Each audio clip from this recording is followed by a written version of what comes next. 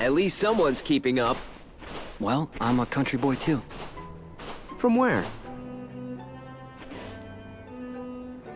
Nibelheim. How about you? Me? Gungaga. Zack Fair is one of the most beloved characters in the entire Final Fantasy franchise. Starting from humble beginnings purely as an explanation for Cloud's mental break and false persona in the original Final Fantasy VII, to being the main man in his own game and finding his way into the hearts of millions, and most recently, to shocking us all at the end of Final Fantasy VII Remake, Zack Fair's importance in the Final Fantasy VII universe just cannot be underestimated. So today, in the same way that I've already done with Don Corneo and Aerith, I'm going to take a look at Zack's history, and finally look at making some predictions as to what his involvement is going to be in Final Fantasy VII Remake. Don't forget to drop a like on the video and subscribe for future content, but let's get straight to it. Zack Fair was born in Gongaga in the year 1984, and as a child he always dreamt of joining Soldier, wanting nothing more than to become a Soldier First Class. A hero. He left his home in his early teens, moving to Midgar and joining up with Soldier, climbing all the way to the rank of Soldier Second Class by the time that we reach the start of Crisis Core. And as the game starts, we see a 16-year-old Zack in the middle of a digital training session under the gaze of his mentor, Soldier First Class, Angeal Hewlett. Angeal recommends Zack to be promoted to Soldier First Class to Director Lazard, based on his overall performance, and Zack is sent to Wutai on a mission to prove his skills and capabilities, to show that he's able to step up. And it's during this mission that Zack first learns of the desertion of Soldier First Class Genesis Rhapsodus. Zack gets through the mission in Wutai, defeating all of the enemies that he faces, although he does end up needing some help from Angeal towards the end of the encounter, when one of the defeated anti-Shinra monsters launches a last-gasp sneak attack. And this shows that Zack is still quite naive, quite young, quite inexperienced at this point. And it's during these events that Angeal, Zack's mentor, also disappears. This leaves Sephiroth convinced that he's also deserted along with Genesis.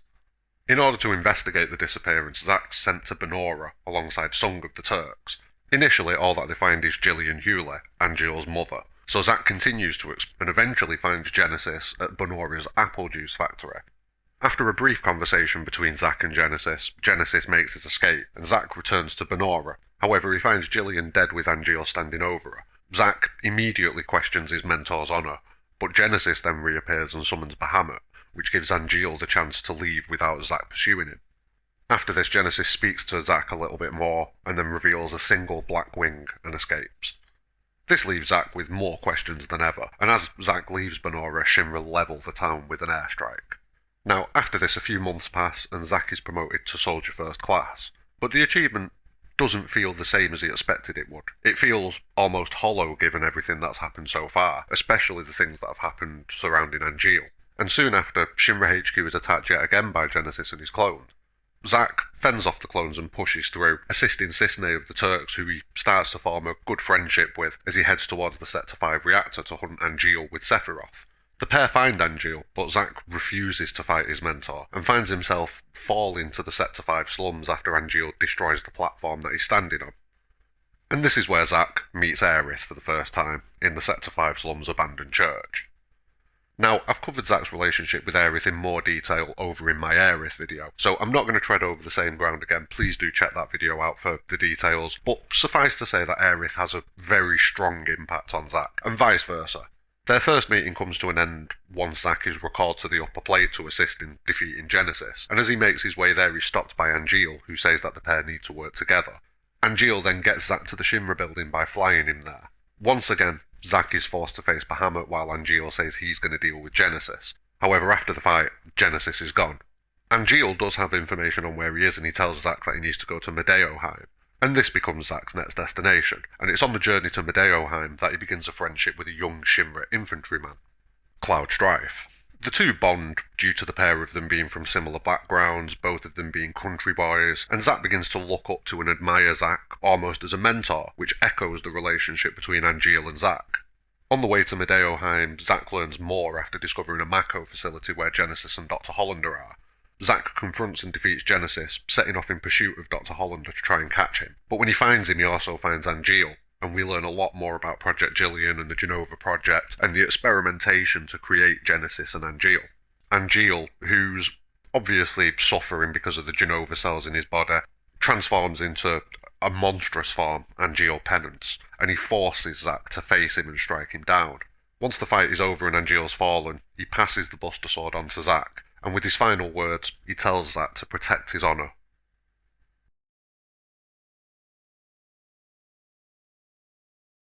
Zack finds comfort in Aerith and proceeds to continue in his role as one of the leading first-class soldiers remaining in Shinra's ranks. He kind of becomes the spiritual leader of Soldier now that Angeal's gone.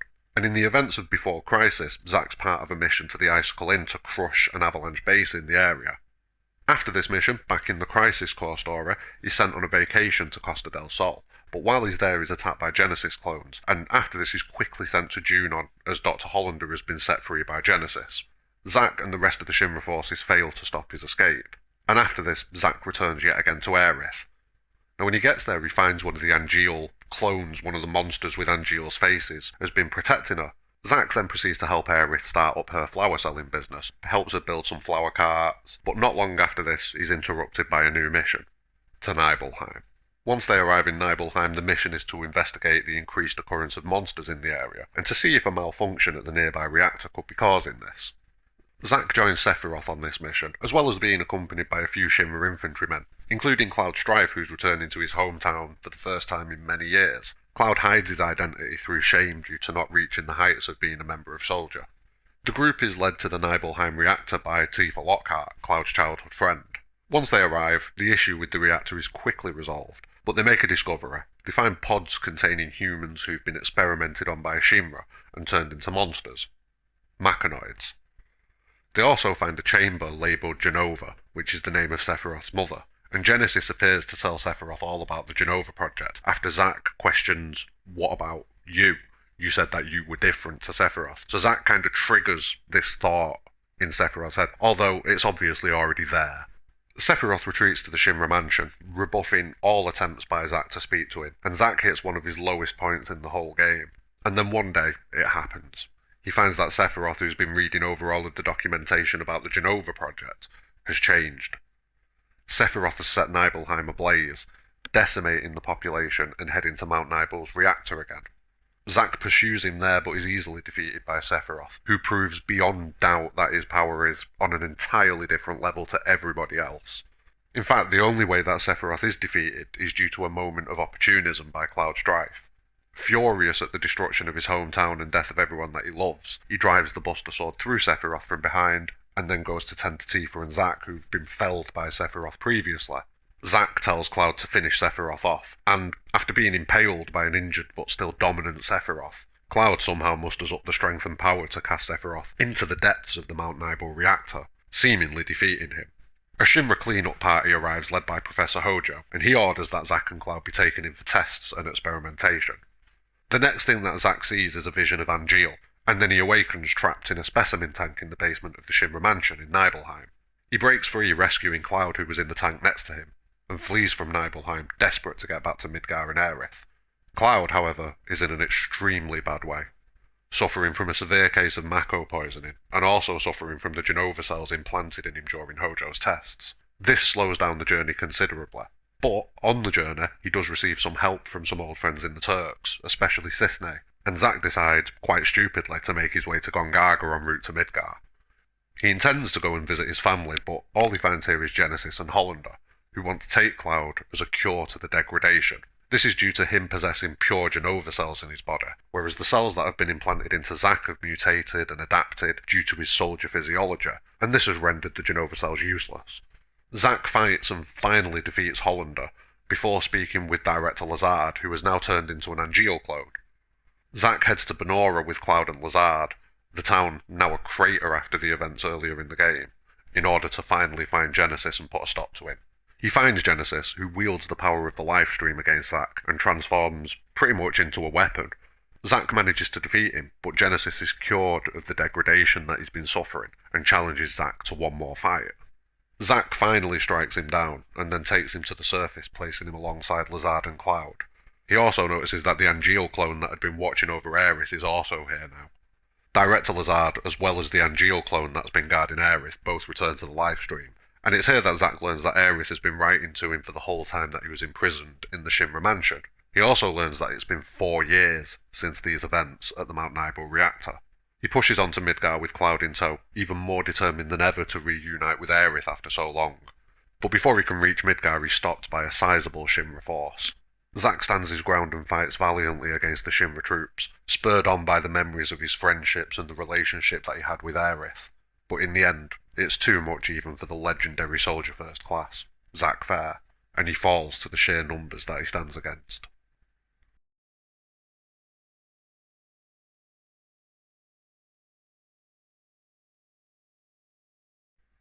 His last act is to bequeath the Buster Sword to Cloud, as Angeal had to him previously. He tells Cloud to be his living legacy, and then rejoins the live stream.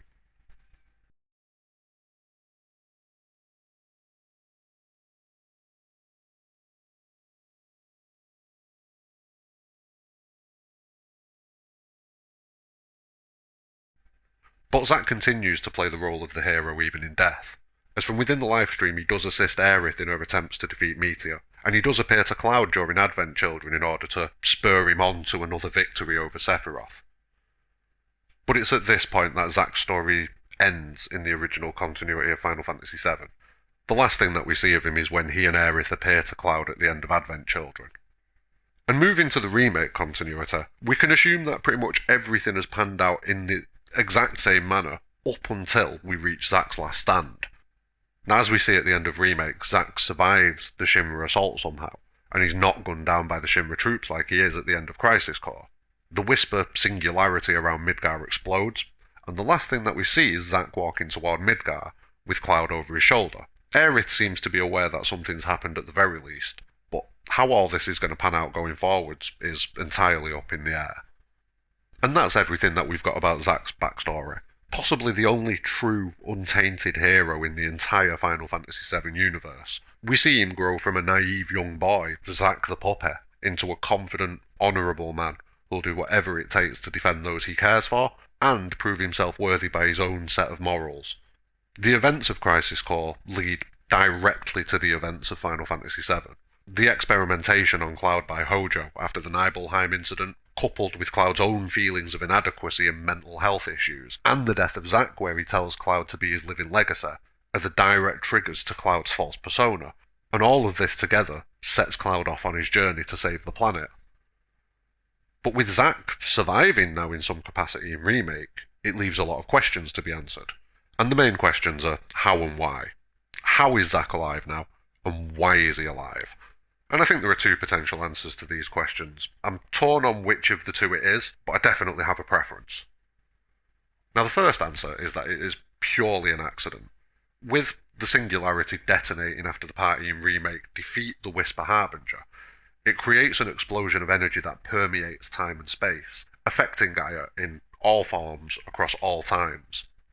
And the change that occurs when Zack survives creates that skewed timeline that's going to run parallel to the Remake timeline going forwards.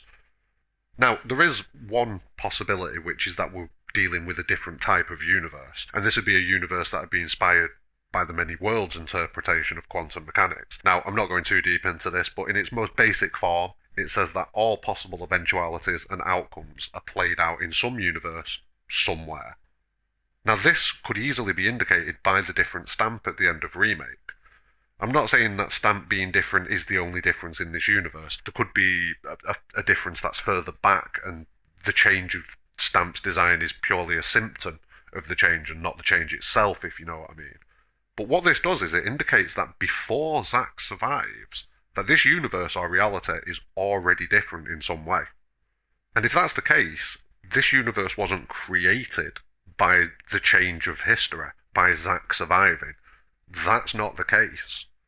Because there's already a difference in this universe when you compare it to the Remake universe. So, yeah, this is where it could get muddy, because it opens up a lot of possibilities. In the many worlds interpretation of quantum mechanics, there are literally a near infinite amount of possibilities and outcomes.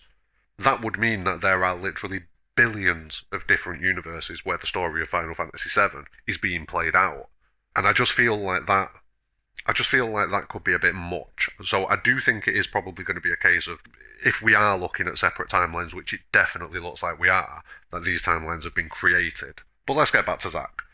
I've recently been starting to feel that due to a lot of these things that I've just gone over, that it's less and less likely that this has happened by accident. Before the fight begins, we see Shinra troops facing down Zack, but we also see Whispers floating around them, surveying the situation. And this is happening at the same time, so to speak, as the party are facing off against the Whispers and Sephiroth at the end of Remake. We can say this because the singularity permeates all of space and time, and it's already there, it's already around Midgar. The Whispers are acting, but they're also acting on this battle between Zack and the Shinra troops. And the question is, why? There's no indication that anything's going to be changed. There's no indication that Sephiroth's here meddling and trying to change anything. So why are the Whispers there? They don't need to be there. You'd think that the Whispers would be focused on dealing with what's going on within Midgar, rather than outside of it. So what's the deal? Well, this is what I think. The planet has learned from Sephiroth to a degree, and deployed a similar tactic to the one that he's used in Remake in order to ensure a victory against him.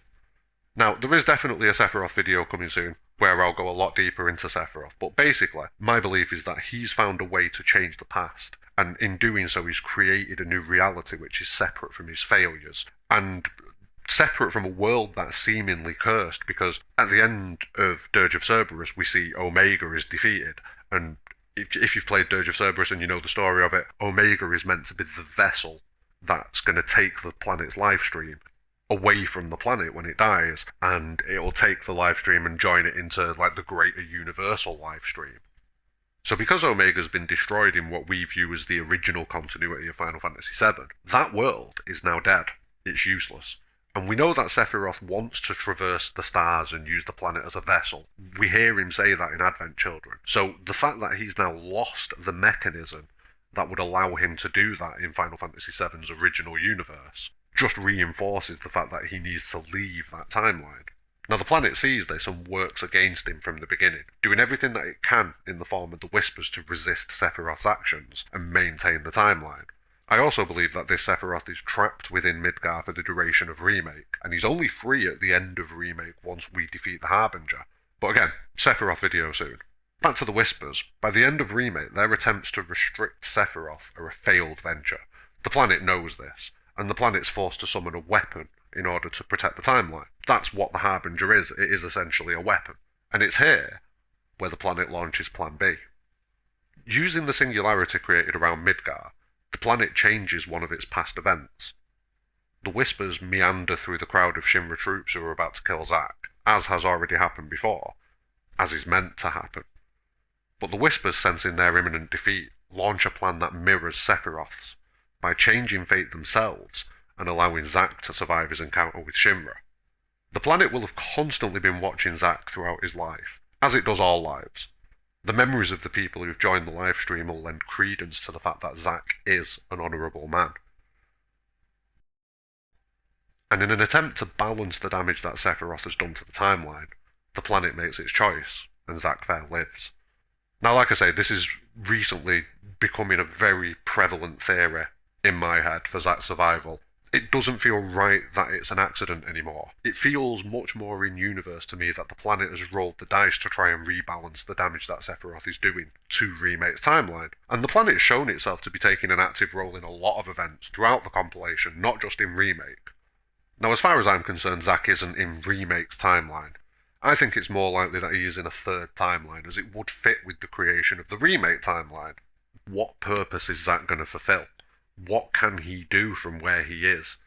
Because if the planet has given Zack this reprieve, and it does turn out that the Whispers, in kind of like their final act, made it so that Zack survives, why? What is there that he can do? If he is in a separate timeline as well, what is there that he can do from there? It has to be something to do with the live stream. It has to be something to do with purifying the live stream, because in the timeline that Zack's in, Sephiroth's still there.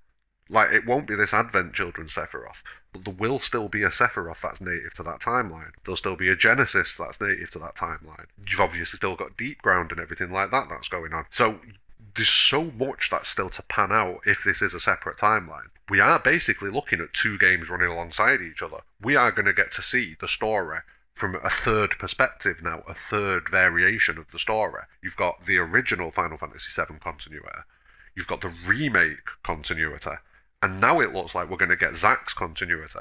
Because, like I say, everything is still going to happen in that universe. Sephiroth is still going to try and do what he tries to do, and it's going to be down to Zack to do something about it.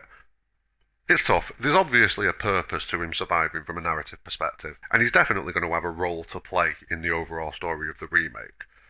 I don't think we're going to see Zack traversing realities in the same way that Sephiroth has. I think that Zack's going to stay wherever it is that he is, unless we see some sort of merging of the timelines. I don't think Zack's going to move with free will from one timeline to the other. That's not going to happen. This is pretty much as far as my thought process has gone with it now, as the sheer range of possibilities is massive. We could see him still hooking up with Aerith and coming up with a plan to strengthen the live stream, or we could see him coming up with some sort of plan to return the power to the Whispers. That might be the purpose of them allowing him to survive, so that he can assist them directly. We could see Genesis reappear in the timeline far earlier than he does in the original timeline. Because in the original timeline, Genesis only awakens at the end of Dirge of Cerberus. And that is what, I think it's a good 4 or 5 years in the future from this point, which is like a couple of months before the story of Final Fantasy VII begins. So he could come back much earlier than that. And another interesting possibility is that we could finally see the Genova cells that have been put within him corrupting. Because Zack's only had, I'm trying to think now, it'd be a few weeks from when he comes out of the Shinra mansion where he's been being experimented on to where he dies. That's probably at most a week or two, I think. So there's not really been the time frame for the experimentation that Hojo's done to have an effect. What effect is that going to have? Yes, the Genova cells have adapted to his physiology and they're useless as far as Genesis using them to cure his degradation. But there could still be another sting in the tail, and we could find that the planet's made a massive mistake. Although, I'll be honest, given how popular Zack is, I can't see him doing anything to change him from being a completely pure and honest hero. But it is a bit of a theme in Final Fantasy VII for people to become tainted and corrupted. Corruption is becoming a massive theme in this game. Like Sephiroth's corrupted the live stream over and over and over again, as has Genova. People have been corrupted. People like Angeal, Genesis, Sephiroth, even Cloud, to an extent, has been corrupted by the Genova cells. It's broken him. It's broken his mind. It's broken his spirit. So it is possible. It really is all on the table. But that's enough of my ramblings.